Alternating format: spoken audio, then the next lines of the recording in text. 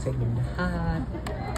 It is my pleasure and pride to be with you people, mga kababayan ko po dito sa Europa. First time ko po dito sa The Hague.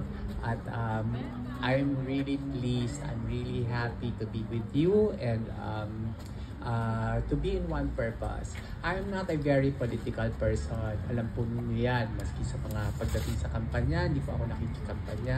Sa sarili kong kapatid, hindi ako nakikikampanya. Because gusto ko lang po, ako po ay lumaki na naniniwala sa kapangyarihan ng Panginoon. And I know there is no impossibility when we have faith in God.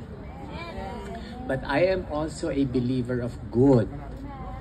Di po ba yung, naniniwala naman tayo na sa Bible, God actually approves of authority and we are bound to be under this authority and always respectful of authority.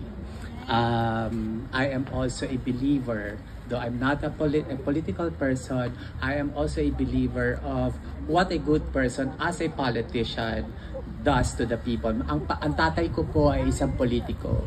At nakita ko po sa tatay ko ang integridad ng isang politiko because we were never fed of any corruption.